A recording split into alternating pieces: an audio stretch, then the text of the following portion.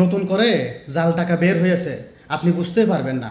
আপনি জাল টাকাটা আপনার টাকার বাসের ভিতর যদি ঢুকিয়ে দেয়, আপনি শনাক্ত করতে পারবেন না। এই যে আপনি এভাবে গনে নেবেন, আপনি বুঝতেই পারবেন না। পূর্বে অনেকেই জাল টাকা শনাক্ত করতো। এই যে এখানে একটা ইয়ে আছে না, এই জরির মতো, এটা আঁচড় দিলে উঠে যেত। বাট এই পেপারে, এই কাগজে এটা উঠতেছে না। আবার অনেকেই বলতো সেটা নাকি কাগজের মতো হয়।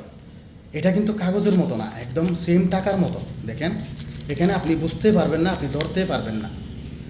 তো এখানে আপনি ধরতে পারবেন, এই যে দেখেন, এই টাকাটা অনেকটাই ছোটো।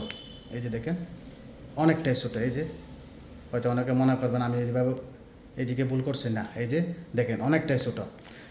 পাশাপাশি এই যে এই পাশেও কিন্তু আপনার ইয়াতে এটা, এই যে এই দেখেন, উপরেও কিন্তু একটুখানি ছোটো, অর্থাৎ আপনার দৈর্ঘ্যও ছোটো, প্রস্থ ছোটো। এই 2 নম্বর টাকাটা, এটা যদি আপনাকে যদি কেউ যদি বাসের ভিতর ঢুকিয়ে দেয়, বিশ্বাস করেন আপনি ধরতে পারবেন না। বিশেষ করে প্রবাসীরা প্রতারিত হয় দেশে আসার পর এইরকম জাল টাকার ক্ষেত্রে। আমি প্রবাস থেকে আসার পর অনেক মানুষের সাথে লেনদেন হয়েছে আমার। অনেক মানুষ আমাকে টাকা দিয়েছে, ব্যাংকের মাধ্যমে বলেন বা অন্য হাতের মাধ্যমে বলেন। একটা বান্ডিল থাকে, ওই বান্ডিলের মধ্যে একটা না দুইটা আপনার জাল টাকা থাকবেই। তো প্রবাসীরা প্রবাস থেকে দেশে আসার পর আপনারা এক্ষেত্রে একটু অ্যালার্ট থাকবেন।